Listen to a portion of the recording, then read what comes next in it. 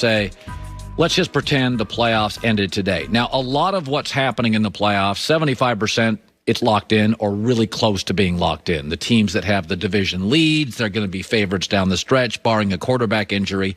The wild cards may change, but I don't think they'll change dramatically, although I see one potential move. So let's go to we have a little playoff music. Let's go to the AFC.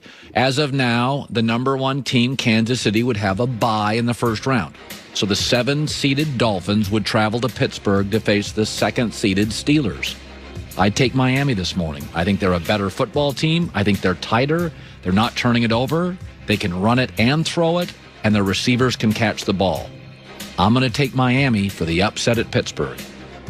I would take the Bills to beat the Colts. It'll be snowy, windy, and cold.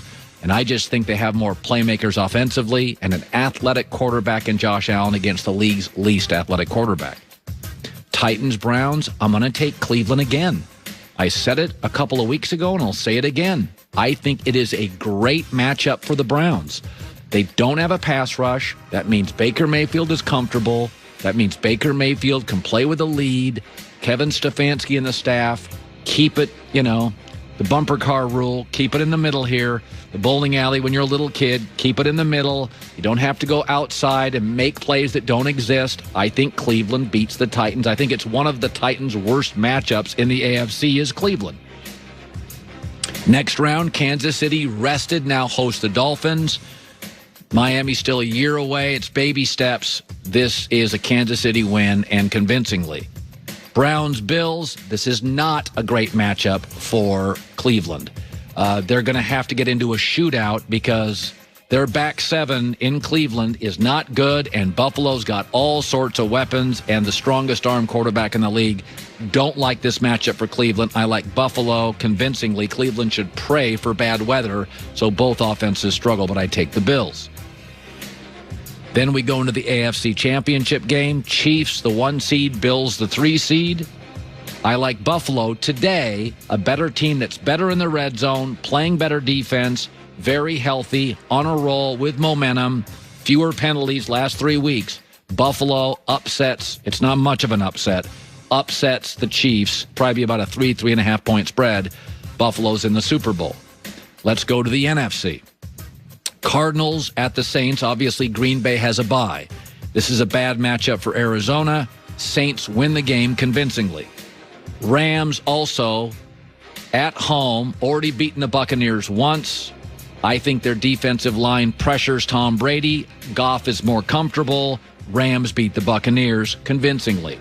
Seahawks at Washington, second time they've met in a month. I'll take Seattle as long as their running backs are healthy. Second round in the NFC looks like this. Green Bay now off a bye and rested and healthy against the Seahawks. I like Seattle.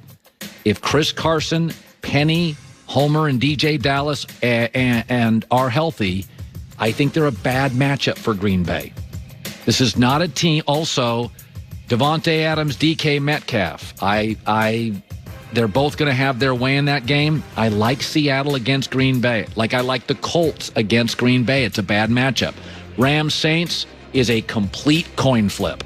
This is the one team in the NFC that matches up with the Saints. I'm going to go New Orleans in overtime. Check back with me in 3 weeks on the health of both teams. Then we get to the NFC Championship, Seattle at the Saints.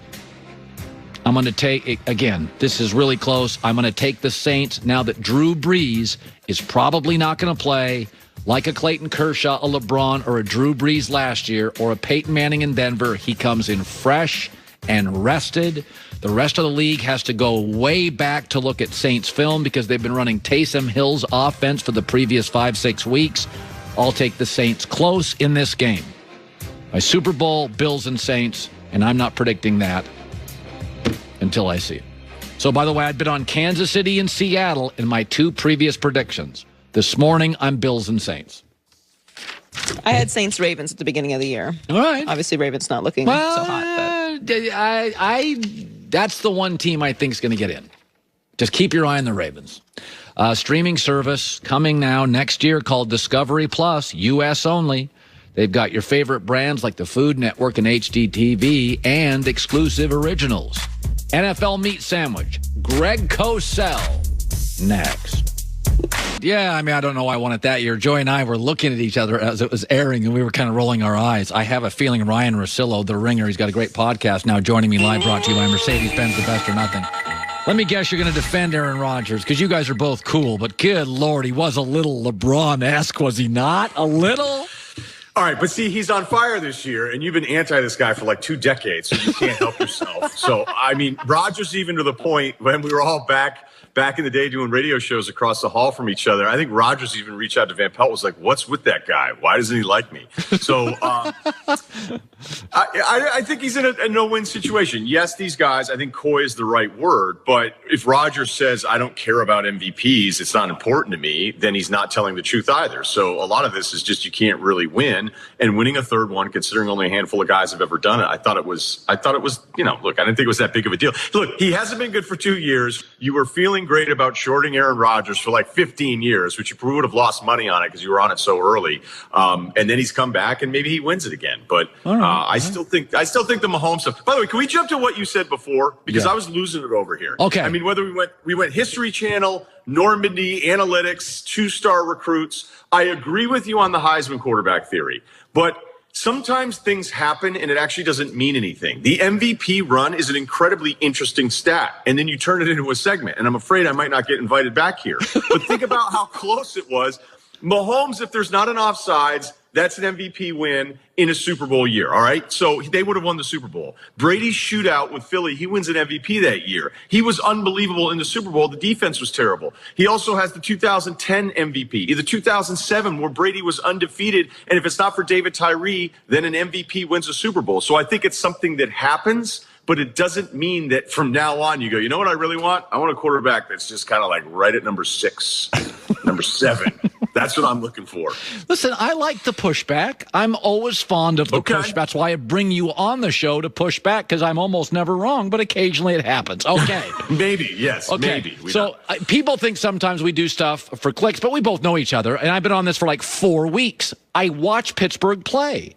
They can't throw deep. They can't run the ball. They can't catch the ball. I look at them and I'm like, I don't care about their record. I don't care. That is not a Super Bowl team. Am I wrong on that? Yeah, I think you're dismissive. I mean, if I have to sit here and tell you you're wrong and then pick the Steelers to win the Super Bowl, I'm not going to do that because I'm just going to pick anybody against the Chiefs. I'm just not going to. But Pittsburgh's defense, any category you want to look at, you can go traditional stuff, you can go advanced metrics, anything you want to look at is like at worst the 3rd or 4th defense in the league. And it's been that way all year long, even with some of the losses in that front 7. And the reason why they've still been able to be pretty good defensively is that front has been so impressive from just a depth standpoint. Now, that Bills game was ugly. I don't know what to tell you. Joy's absolutely right. They're not a physical team. They struggle to run the football. They've had some decisions in short yardage scenarios where you're like, okay, who are you right now? But they found a way with this incredible receiving core to let Ben approach the game differently by not taking deep shots, and they've been able to move it. Look, the loss to Washington is an incredibly underrated defensive team. Yeah. I was dismissive. I was like, you're losing all these games. So they've ripped off a few. So they hit them at the right time. That defense is really good. And Buffalo, whose defense actually is a lot worse this year than it was last year. Maybe it's getting better. I just thought that was the kind of game we watched it together. Buffalo is clearly the better football team, but I'm not just writing off and putting teams like Tennessee and Cleveland as automatic wins against Pittsburgh right now. Ryan Russillo, the podcast, the Ryan Russillo podcast, part of the Ringer, Bill Never Calls Me. So let's just be honest. Let's not have any qualifiers on Brady. I'm just going to say to you, when you watch Tom Brady, I do think Tampa looks like a collection of talent and not a team.